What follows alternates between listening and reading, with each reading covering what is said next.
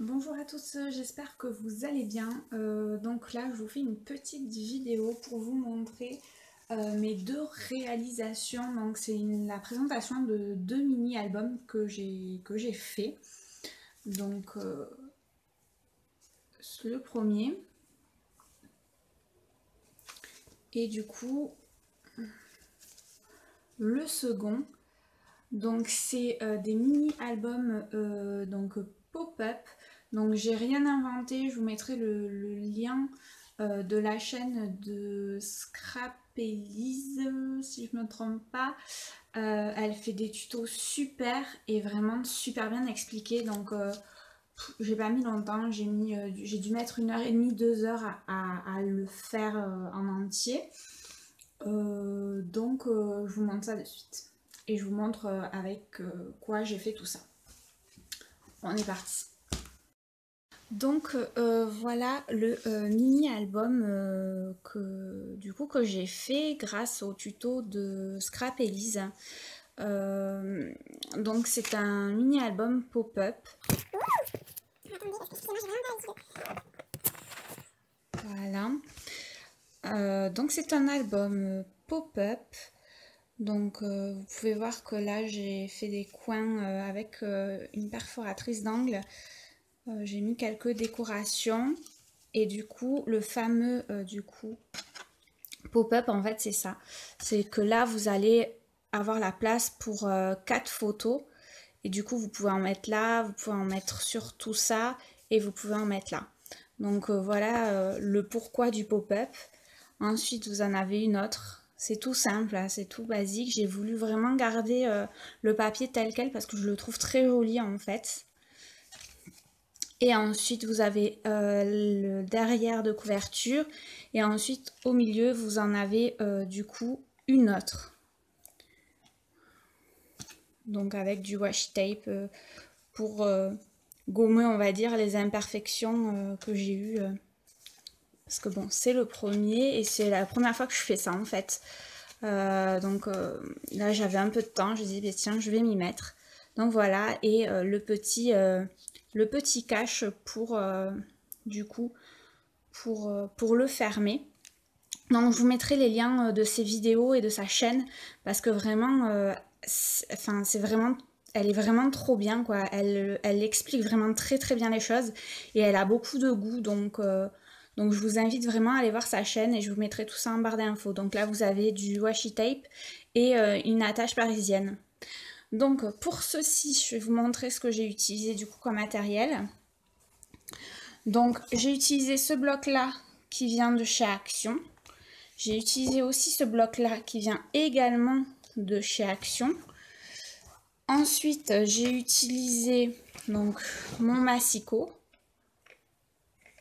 J'ai utilisé mon cutter. J'ai utilisé de la colle en stick. J'ai utilisé du coup mon plioir. Voilà. Là, c'est un autre plioir, mais ça c'était pour faire surtout les plis vraiment, pour bien les marquer. Et ensuite ça c'était bien pour appuyer dessus. Donc voilà, je me suis servi des deux. Je trouve qu'ils sont assez... Enfin que le combo marche assez bien. Ensuite, un critérium. Hein. Ensuite, le washi tape que vous voyez juste là. Ensuite, la perforatrice d'angle. Les petites décos, je les ai trouvées dans celui-ci. Après, j'en ai pris quelques-unes d'un autre, mais je me rappelle plus lequel. Donc là, ça va être un peu compliqué de retrouver lequel. Donc voilà. Et cette collection d'attaches parisiennes. Donc voilà pour celui-ci. Du coup, forcément ma règle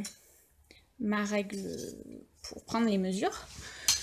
Donc voilà pour ça. Ensuite, pour l'autre, donc je vais vous montrer l'autre. J'enlève tout. Donc l'autre, si je le mets à l'endroit, c'est mieux. Donc l'autre est comme ceci. Donc j'ai laissé les angles en angles, je les ai pas découpés. Donc celui-ci est dans les tons naturels vert. Donc pareil, j'ai fait un petit bandeau pour le laisser fermer. Et du coup, c'est toujours le même toca, c'est un pop-up, donc voilà. Toujours avec du papier de chez Action. Et ensuite, hop, hop, hop, voilà.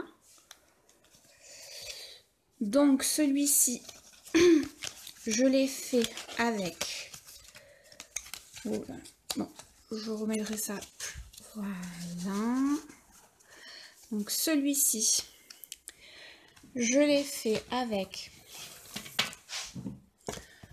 celui-là de la marque Action et celui-ci de la marque Action toujours. Donc j'ai toujours utilisé mon massicot que j'ai acheté sur la Fourmi Créative.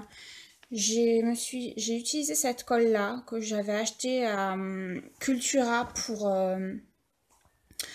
mes faire-part. Ensuite j'ai utilisé cette colle U qui est super sympa. Toujours ma règle en fer de 30 cm, mais je pense que je vais en acheter une de 40 parce que c'est quand même mieux, c'est plus pratique. Ensuite, j'ai utilisé ces stickers qui viennent de chez Casa. J'ai utilisé aussi ces stickers là qui viennent de chez Action.